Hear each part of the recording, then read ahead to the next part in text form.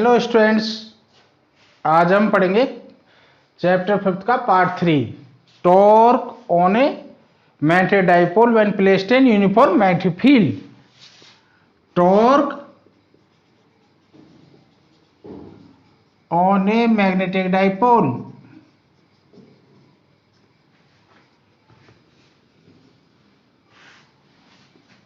when placed in uniform magnetic field,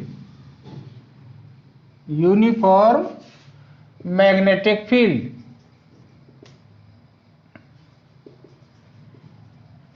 ये same article है जैसे हमने इलेक्ट्रिक डाइपोल का यूनिफॉर्म इलेक्ट्रिक फील्ड में रखा था तब टॉर्क निकाला था। वो टॉर्क क्या था? P sin theta. इसी तरह से इसमें आएगा। देखो, ये सपोज कर लिया आपने, इधर ये मैग्नेटिक फील्ड है, यूनिफॉर्म मैग्नेटिक फील्ड है, ये आपने बार मैग्नेट रख दी यानी मैग्नेटिक डाइपोल। ये एस पोल है, ये एस यहां लिख देता हूं साइड में, ये एस पोल है, एस यहां लिख दिया मैंने, ये नॉर्थ पोल है, ये एन यहां लिख दिया। मैग्नेटिक फील्ड की वैल्यू बी है, इसकी पोल स्ट्रेंथ स्मॉल एम, इसकी भी पोल स्ट्रेंथ स्मॉल एम, दोनों की। इसकी भी पोल स्ट्रेंथ कितनी है? स्मॉल एम, यहां लिख देता हूं। इसकी भी पोल स्ट्रेंथ कितनी है? Small m. ये मैग्नेटिक डाइपोल है जिसकी दोनों की बिटवीन डिस्टेंस, ये डिस्टेंस जिसको हम इफेक्टिव लेंथ बोलते हैं, ये 12 है। ये आप लैंग्वेज में लिख दोगे, effective length of dipole is 12, pole strength of each pole is small M, और uniform magnetic field is B. जैसे इलेक्ट्रोस्टैटिक्स में आपने पढ़ा था ना, F = QE, force on a charge. तो यहां फोर्स कितना होता है? Magnetic force MB, M pole strength, B magnetic field. अब जो नॉर्थ पोल पे जो फोर्स लगता है वो in the direction of the magnetic field लगता है, साउथ पोल पे अपोजिट। जैसे नेगेटिव चार्ज पे अपोजिट लगेगा, तो नॉर्थ पोल की पोल स्ट्रेंथ कितनी है? M, तो इस पे फोर्स लगेगा ऐसे MB in the direction of the magnetic field, force on the north pole in the direction of the MB in the direction of the magnetic field, और force on the south pole, ये force लगेगा ऐसे also MB but opposite to the magnetic field। तो अब net force तो इस पर 0 हो गया, इक्वल एंड अपोजिट हो गए, लेकिन इस तरह से फोर्स लग गया तो ये रोटेट करेगा, इसको ट्राई करेगा अलाइन करने का, मैग्नेटिक फील्ड के डायरेक्शन में लाने का, इस तरह से। इस पर टॉर्क लगेगा, वही टॉर्क हमें निकालना है। तो टॉर्क क्या होता है? बेसिकली टॉर्क होता क्या है? ये तो आप लैंग्वेज में, जैसे इसका पोल स्ट्रेंथ M है, इस पर फोर्स MB लग रहा है नॉर्थ पोल पे in the direction of the magnetic field, और ये मैंने लिखा नहीं है, ये आप लिख सकते हो। और साउथ पोल पे लग रहा है MB in the opposite direction of the magnetic field.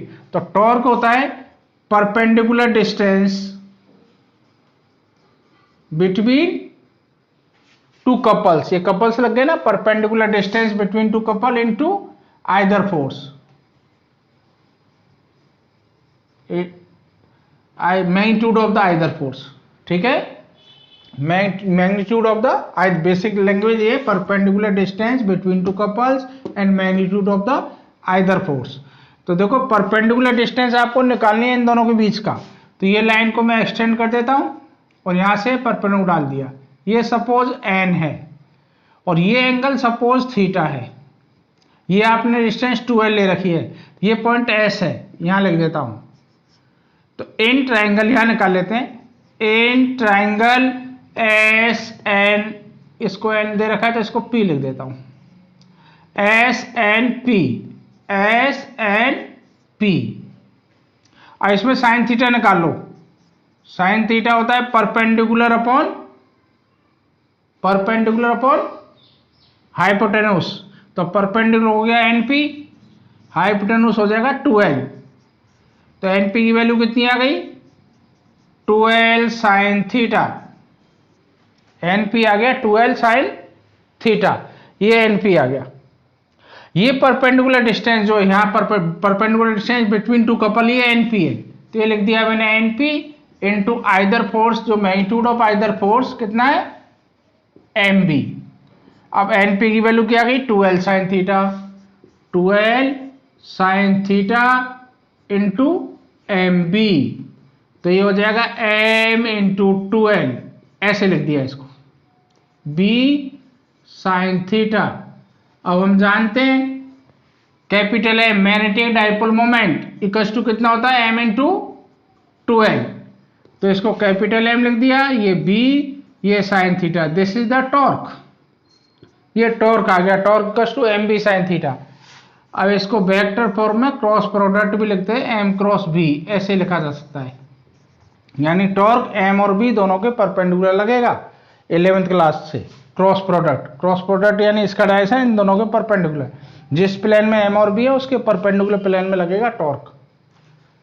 तो ये टॉर्क निकल गया जिसका फॉर्मूला है एम बी साइन थीटा। अब इसके केसेज हैं वो भी बता देता हूं। तो टॉर्क ये जैसे आपने इलेक्ट्रोस्टैटिक्स में पढ़ा है फर्स्ट सेकंड चैप्टर में, ऐसे ही ये है, वो इलेक्ट्रिक डाइपोल था या मैग्नेटिक डाइपोल है।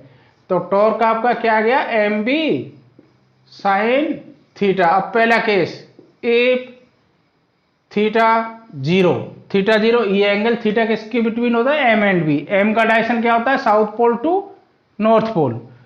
अब थीटा जीरो कब होगा, ये सपोज बी ऐसे और ये नॉर्थ पोल, सॉरी ये साउथ पोल और ये नॉर्थ पोल, तो एम का डायरेक्शन ऐसे हो गया। यानी ये मैग्नेट और मैग्नेट फील्ड दोनों अलाइन होंगे तब थीटा जीरो, और साउथ पोल इधर ये इधर, तो थीटा जीरो तो साइन जीरो जीरो होता है।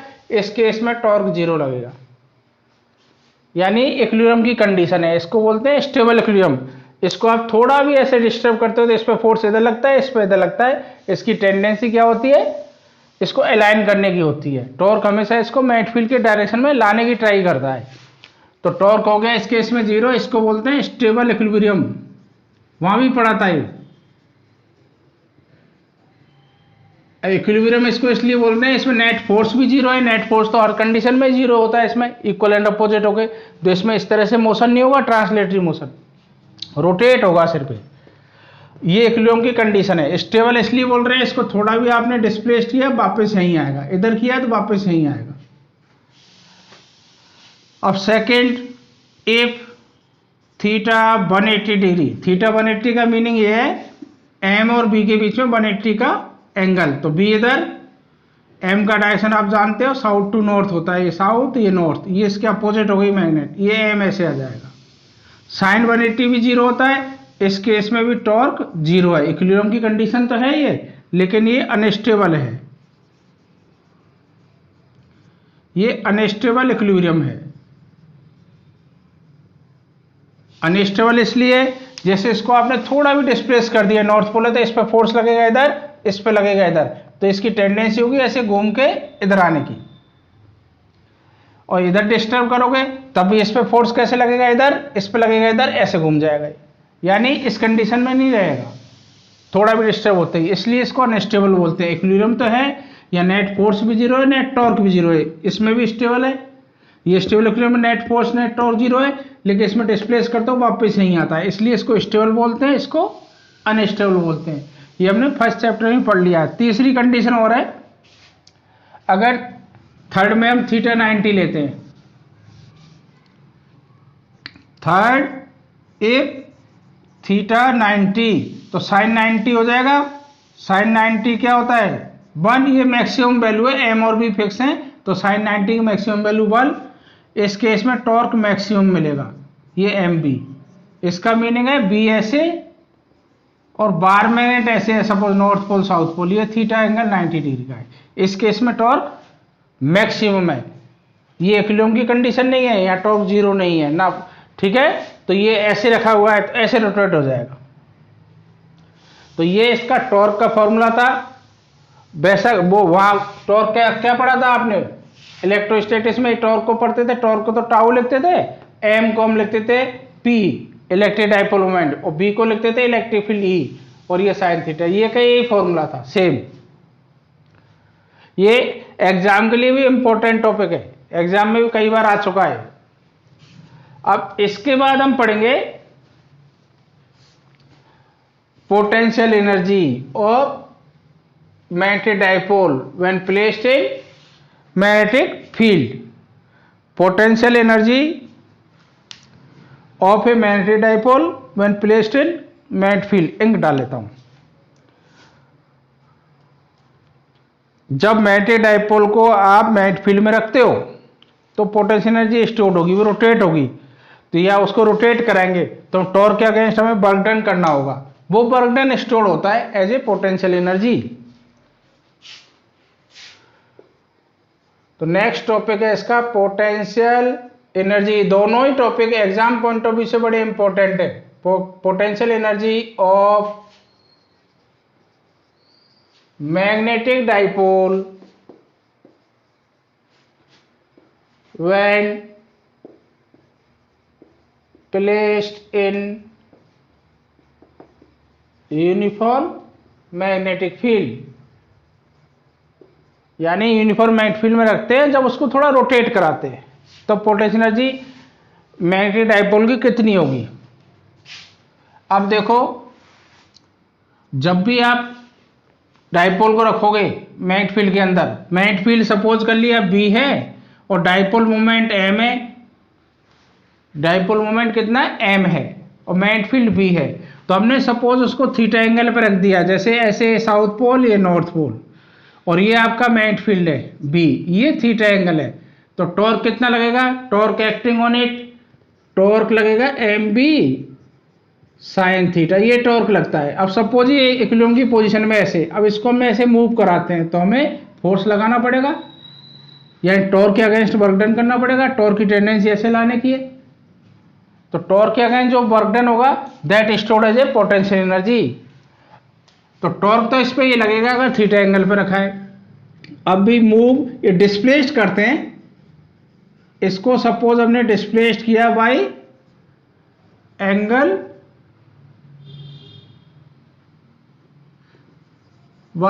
D theta, D theta angle से इसको डिस्प्लेस्ड किया, तो वर्क डन कितना होगा,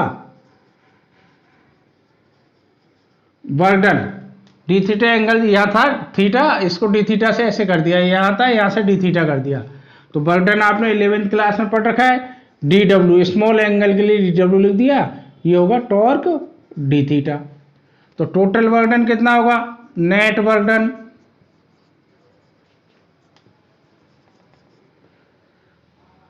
इंटीग्रेशन कर दिया डी डब्ल्यू का इंटीग्रेशन कितना होगा, डब्ल्यू इधर लिख दिया टॉर्क डी थीटा।